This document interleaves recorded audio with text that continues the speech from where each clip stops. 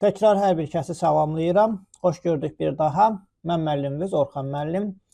Dərslərimizə davam edirik. Deməli dostlar, bu günlərim eyni zamanda yeni bir dərs olaraq mən şəbəkə dərslərinə başlamaq istəyirəm və paralel olaraq Linux-la bərabər çalışacağam ki, CCNA şəbəkə dərslərimizdə paylaşım. Deməli, mövzumuzun adı, yəni kursun bu modulu kim ki bu dərslərə baxacaq, bu adlanır Intro to Computer Networks. Kompüter şəbəkələrinə giriş. Yəni qısası CCNA, amma CCNA 1. Yəni CCNA başlanğıc qısası. Yəni giriş. CCNA giriş bir hissə, daha sonra növbəti hissələr də olacaq. Xatırladım ki, bu çox böyük moduldur. Yəni bu videoların sonunda kompüter şəbəkələrindən çox şey öyrənmiş olacaqsınız. Yəni istər basic kabelləmədən tutmuş, hər hansı bir switchin, routerin və yaxud digər avadanlıqların konfigurasiyasına, quraşdırılmasına, VLAN məsələlərinə, interVLAN routing məsələlərinə, routing, statik, dinamik routing məsələləri və s. Yəni qısası kompüter şəbəkəsi. Yaxşı dostlar, dediyim kimi, yəni bir sistem mühəndisinə lazım olacaq əsas məsələlər infrastrukturu bilməkdir. İnfrastrukturun da misalında bizdə gedir həm sistem və eyni zamanda şəbəkə bilikləri. Sistemə aiddir Windows server, Linux server, müəyyən inteqrasiya toolları, DevOps toolları, open source toollar və s. Cloud bilikləri, virtualizasiya bilikləri, yəni belə. Bunlar haqqında dərsim var. Eyni zamanda kompüter şəbəkəsi. Yaxşı, deməli, biz giriş edirik buna. Kim ki sıfırdan öyrənmək istəyir, eyni zamanda biliklərini artırmaq istəyir, hər bir kəsi xoş gördük və salamlayıram. Deməli, bu bizim mövzularımız olacaq. Əvvəla hələ biraz yüngülvari qısa bir giriş eləyək. Ümumiyyətlə, kompüter şəbəkəsi nədir, networking today və s. məsələlər və getdikcə dərslərimiz maraqlı olacaq. Onu da qeyd edeyim, sizə bir Packet Tracer application lazım olacaq. Cisco Packet Tracer. Yəqin ki, məlumatınız var bundan bağlı. Yazırsınız Google-a, download Cisco Packet Tracer. Əgər bir sıxıntı olarsa, mən növbəti dərslərdə download linki qoyaram, oradan da yükləyə bilərsiniz. Bir Packet Tracer yazmalısınız, qeydiyyatdan keçməlisiniz, Gmail hesabı kifayət eləyir ki, biz burada Packet Tracer-də yəni işləyəcəyik qısası şəbəkə avadanlıqlarının üzərində. Eyni zamanda sizə bir Wireshark application da lazım olacaq. Bu da belə bir tooldur, Wireshark. Bunun vasitəsilə də biz müəyyən digər scam məsələlərinə, yaxşı tərəflərinə baxacağıq. Yaxşı, bu application'ın yaxşı tərəflərinə, xeyir verən tərəflərinə. Okay, yəni qısası bu iki tool sizə tam kifayət eləyir. Qısa biraz giriş eləyək. Networking today. Yəni bu da bizim mövzularımızdır. Mən mövzuları özüm ingilis dilində qoyuram, çünki beynəlxalq standartlara görə çalışaq ingilis dilində öyrənək. İndi kimin sıxıntısı varsa mən sözsüz tərcümə eləyib Azərbaycan dilində öz doğma dilimizdə danışacağam, amma imtahan vermək istəsəz çalışın ki, göz yaddaşı var. O ingilis dilində olmalıdır. Ona görə də mən prezentasiyalara öz dilimizə çevirmirəm. Yəni məcbur eləyirəm ki, elə ingilis dili üzərindən öyrənməyə çalışasınız. Deməli, network, yəni kompüter şəbəkəsi. Şəbəkə deyək qısası, kompüter şəbəkəsini qoyaq qırağa. Bizim həyatımıza necə təsir göstərir, onun komponentləri nədir, network topologiyaları, müxtəlif network tipləri deyək, internet məsələsi, internet nədir, internet xətti, connection nədir, reliable network, reliable yəni davamlı, yəni sağlam şəbəkələr, müxtəlif network trendləri, network security tərəfi, dediyim kimi bu cyber security yox, sırf network security. Information security də yox, network security və gələcək professional karyera. Yəni hansı sertifikatları verə bilərsiniz, bu kimi məsələlər. Birinci dərsimiz biraz leksiya xarakteri daşıyır, demomuz yoxdur, çox təəssüf ki, girişdir, yəni məncə başa düşüləndir. Yəni network bizim ilk həyatımıza necə təsir göstərir? Aydın məsələdir də dostlar, yəni şəbəkə çox vacib bir elementdir indiki həyatımızda, günümüzdə. Şəbəkəsiz heç nəyi təsəvvür etmək mümkün deyil. İstər bir adi bir avadanlıq alırsınız, bir kompüter alırsınız, bir planşet alırsınız, onu mütləq internetə qoşursunuz. Onu və yaxud internetə yox, bir şəbəkəyə qoşursunuz. Niyə? Ona uzaqdan bağlantı edə bilərsiniz. Onun vasitəsilə çölə çıxış edə bilərsiniz, yəni internetə çıxış edə bilərsiniz. Dostlarla əlaqə yarada bilərsiniz və s. Yəni bu bir kommunikasiya metodudur.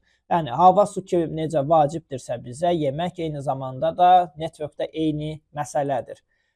Without boundaries, yəni heç bir sərhədi yoxdur networkün. Yəni istər hər hansı bir ucqar nöqtədə olsanız belə bir peyk vasitəsilə də yəni əlaqə yaratmaq mümkündür. Yəni qısası, yəni belə bir ümumi sözlər.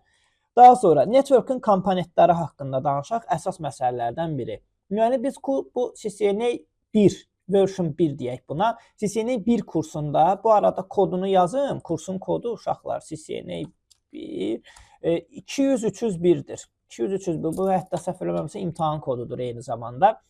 Deməli, biz burada məsəl üçün mən kurs ərzində nələr öyrənəcəksiniz? Kurs ərzində müxtəlif terminlər çox tez istifadə edəcəm. Ona görə çalışaq bunları indidən yadda saxlayaq. Məsəl üçün host, client, server bu kimi məsələlər olacaq bizdə. Məsəl üçün bizim bir clientımız var və bir serverimiz var. Arasında bir internet şəbəkəsi var. Bu internetin üstündən xətt çəksək, bura biz sadəcə bir şəbəkə çəksək, o sadəcə yenə də bir communication metodu olacaq. Biz buna deyirik klient-server şəbəkəsi. Bu klient-server şəbəkəsi ola bilər daxili şəbəkədə, ola bilər public şəbəkədə, xarici şəbəkədə. Klient bizim PC-imizdir və mən hər hansı bir serverə və server haqqında da biz çox danışmışıq dostlar. Serverin müxtəlif rolları var, bildiyimiz kimi. Mail serverlər, file serverlər, web serverlər, print serverlər, authentication serverlər, nə bilim, başqa ağlıma gələn backup serverlər, update serverlər və s. də yaxşı, yəni bu serverlərdir. Yəni server bizə öz xidmətlərini təklif eləyir və biz onun xidmətlərindən istifadə eləyirik. Nəyin vasitəsindən? Şəbəkənin vasitəsindən. Bu şəbəkə yenə qeyd edeyim, daxili şəbəkə ola bilər və yaxud bir public xarici şəbəkə ola bilər. Bizdə burada hazırda interneti qeyd edib ki, yəni biz xarici şəbəkə üzərindən çıxış eləyirik. Clients are computers that send request to the server to retrieve the information. Yəni klient, biz bir klientik, siz, mən, yaxşı biz bir klientik və biz qarşı tərəfin, destination tərəfin xidmətlərindən istifadə eləyirik. Web xidmətlərindən hər hansı bir web səhifə açırıq, e-mail xidmətlərindən hər hansı bir e-mail göndəririk, fail xidmətlərindən hər hansı bir korporativ şəbəkənin fail sisteminə daxil olub bir fail açırıq, Word, Excel, PDF və s. Yəni qısası belə. Və bizim misalımızda və daha doğrusu bu misalda biz bir host sözü də istifadə eləyəcəyik. Bu host istənilən avadanlıq ki, şəbəkəyə qoşulur, biz ona host deyəcəyik. Bizi özümüz klient olaraq, server olaraq, hər hansı bir telefon olsun, hər hansı bir başqa bir avadanlıq. Əgər networkə, şəbəkəyə qoşulursa, biz buna host deyəcəyik. Mənim System Administration kursunda hətta mən host sözü istifadə eləmişəm, node sözü də istifadə eləmişəm, serverlərə biz nodlar da deyirik, node 1, node 2 və s. Ona görə yəni bu terminologiyanı çalışaq ki, yadda saxlayaq, çünki çox tez-tez istifadə eləyəcəyik. Növbəti slayda keçək. Peer-to-peer şəbəkə. Peer-to-peer nədir? Qısa, çox sadə bir şəbəkə. Hardakı bir neçə avadanlıq bir-birinə qoşulubdur. Biz buna ardıcıl qoşulma kimi də qeyd edə bilərik. Məsəl üçün, çox bəsit bir şəbəkə var. 2 dənə PC-miz var və bir printerimiz var. Və bunlar bir-birinə ardıcıl formada qoşulublar. Peer-to-peer çox bəsit şəbəkə adlanır. Siz bir LAN kabel götürürsünüz. Mən də hal-hazırda burada baxın, çox təəssüf ki, var. Məsələn, bu bizim LAN kabelimizdir. Bilməm, ekranda görə bilirsinizsə, yoxsa yox. Biz buna texniki adı RJ45 deyirik. Adi cut cable da deyə bilərsiniz. Danışacaq biz kabellər haqqında. Bu bir LAN kabeldir. Yəni, siz LAN kabel vasitəsindən bir PC-ni qoşursunuz bir printerə və yaxud bir PC-ni qoşursunuz ikinci PC-yə. Bu misalda. Yəni, bu bir peer-to-peer şəbəkə adlanır. Peer-to-peer şəbəkənin mənfi tərəfi odur ki, mərkəzi idarəetmə yoxdur. Yəni, heç bir avadanlıq mərkəzi deyil. Amma məsəl üçün mən bir ortaya bir switch qoysam, və yaxud bir router qoysam, ən pis halda bir hub qoysam, o danışacağım bu arada kimsə məlum deyilsə hub nədir və yaxud bridge nədir, danışacağım növbəti dərslərdə. Bunlar centralized device-lardır da, yəni mən bir mərkəzə müraciət edə bilirəm. Məsəl üçün server administration dərsində Active Directory var idi. Active Directory domain controller sistemini daşıyan bir server, bu bir centralized serverdir. Biz ora qoşuluruq, onun müəyyən xidmətlərindən istifadə edirik və s. Amma burada belə bir şey yoxdur. No centralized administration secure deyil, security-dən ümumiyyətlə söhbət gedə bilməz. Heç bir protokol deyim, heç bir şifrələmə, heç bir şey yoxdur. Scalable deyil, yəni dartına bilmir. Siz onu genişləndirə bilmirsiniz. Switch nədir? Qoydu switchi ortaya. Məsəl üçün 12 portluq, 24 portluq, 48, 56 fərq etməz. Siz o portları, yəni switchin portlarını artıra bilirsiniz. Amma burada belə bir funksionallığımız bizim yoxdur. Və sözsüz ki, performans cəhətdən də sözsüz ki, çox ləngdir. Slower performance. Üstünlüyü nədir? Çox asan setup olunur, çox rahat quraşdırılır. Kompleks şəbəkə deyil, çox ucuz başa gəlir və çox simple tasklara, fayl və transferə və sharinglərə istifadə oluna bilər. Və onu da qeyd edeyim.